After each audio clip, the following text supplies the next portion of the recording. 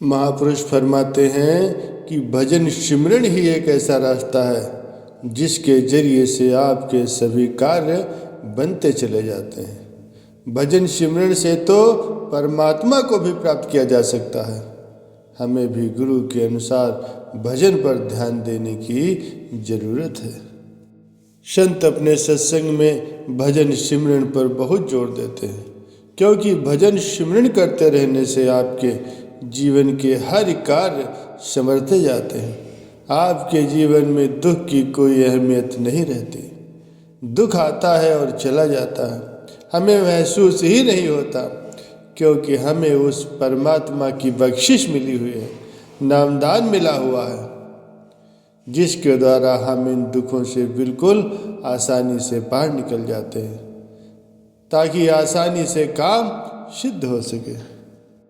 नामदान जिस मनुष्य को मिलता है, जो जीव इस पर अमल कर लेता है, भजन सुमिरन पर अपना पूरा समय लगाता है, वह इन सब दुखों से, बेकार की बातों से दूर हो जाता है और शांति से अपना जीवन व्यतीत करता है, क्योंकि उसके जीवन में बाकी सब कार्यों का, मायावी या सांसारिक वस्तुओं का कोई महत्व नहीं रह जाता।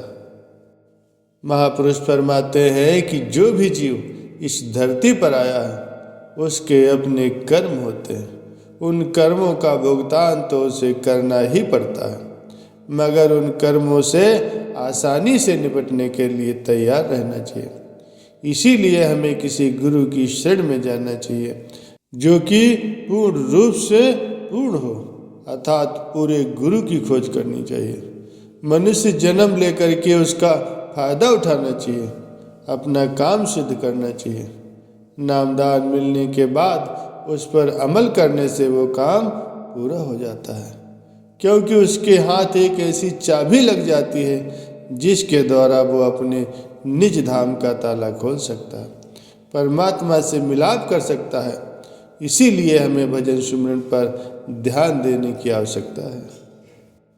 संत अपने सत्संगों में अच्छे कर्मों का जिक्र जरूर करते हैं, क्योंकि कर्म के अनुसार ही हमारे जीवन में अच्छा फल मिलता है।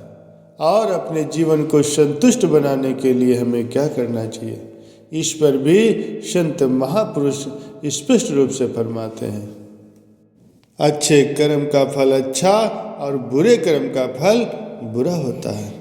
महापुरुष फरमाते हैं कि भाई, अपने जीवन में एक मकसद रखो, लक्ष्य रखो और उस लक्ष्य पर चलो।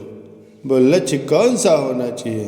वो लक्ष्य होना चाहिए कि परमात्मा की प्राप्ति का, क्योंकि इस जीवन में आए हैं तो अपने कर्मों से अच्छे नतीजे पाने के लिए किसी गुरु की शरण में जाना अत्यंत आवश्यक है। परमात्मा की प्राप्ति बहुत जरूरी है, क्योंकि मनुष्य जन्म बार बार नहीं मिलता। गुरु की शरण में जाएंगे, अच्छे कर्म करेंगे, तभी परमात्मा की प्राप्ति संभव है। सद्गुरु से हमें रूहानियत पर चलने की सीख मिलती है, हमें रूहानियत के बारे में जानकारी मिलती है, हमें उस रास्ते पर कैसे चलना है, हमें किन किन नीतियों पर अमल करना है, ये सब हमें गुरु के द्वारा ही पता चल पाता है। इसीलिए किसी पूर्ण गुरु की खोज बहुत जरूरी है। और ये भी एक सत्य है कि कोई पूरा गुरु ही हमें परमात्मा के दर्शन करा सकता है।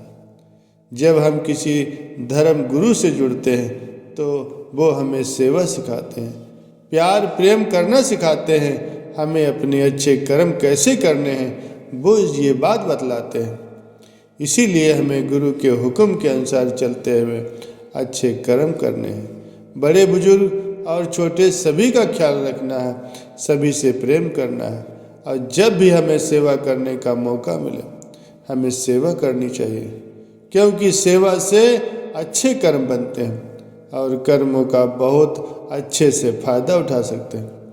आइए हम सभी गुरु के हुक्म के अनुसार भजन सुमिरन करें और परमात्मा की प्राप्ति करें। हमें अपने जीवन को इस तरह से जीना है कि हमें दुख का एहसास न हो।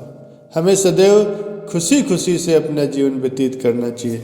अगर कुछ लगता है कि हमें कुछ गम है, दर्द है, दुख है, तो फिर उसको व्यक्त न करें, क्योंकि व्यक्त करने से वो दुख बढ़ जाता है, वो कम होने का नाम नहीं लेता।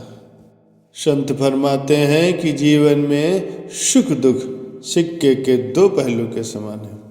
जैसे सिक्का उछाला जाता है तो वो कभी हेड या टेल आता है, परंतु वो एक जगह पर खड़ा नहीं रहता। ठीक उसी तरह से हमारा ये जीवन है। हम अपने जीवन में भी कभी दुख सहन करते हैं, कभी सुख सहन करते हैं। कभी दुख का अनुभव करते हैं तो उस समय हमें परमात्मा की कुल मालिक की आज्ञा समझकर उस जीवन को बड़ी नम्रता के साथ जीना है। कभी भी उसमें कोई कमी न निकालें, क्योंकि जो कर्म हमने किए हैं उसका फल तो हमें ही भोगना पड़ेगा। इस जीवन में जो व्यक्ति सुख का अनुभव कर रहा, वो पिछले जन्मों में अच्छे कर्मों की बदौलत इन सुखों को प्राप्त कर रहा है। उसने पिछले जन्म में कुछ अच्छे कार्य किए होंगे, पुण्य का काम किया होगा, उसी के अनुसार एक अच्छा जीवन व्यतीत कर रहा है।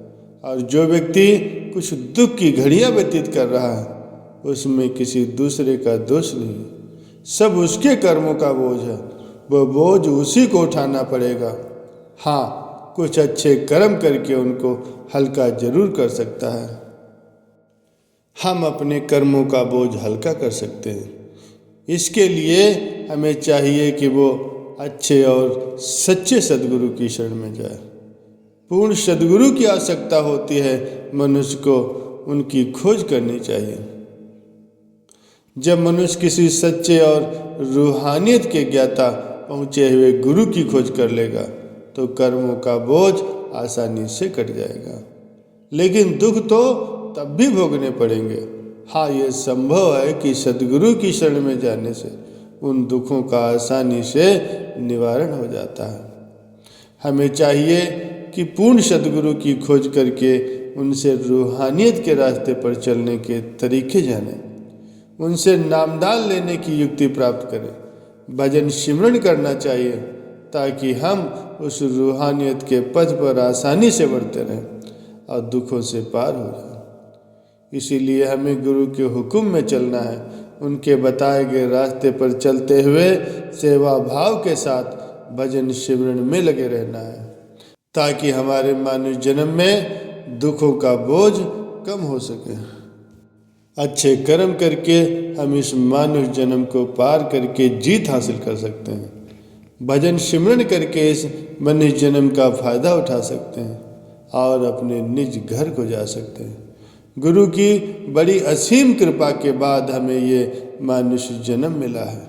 84 लाख योनियों के दुखों को भोगते हुए आज हम मानुष जन्म में आए हैं, इसीलिए हमें इसका लाभ उठाना है। गुरु से प्राप्त नाम को युक्ति से जपते रहना है, ज़्यादा से ज़्यादा भजन सिमरन करना है, बिना नांगा किए करना है और अपने जीवन का एक प्रमुख मकसद अर्थात परमपिता परमात्मा को प्राप्त करना है।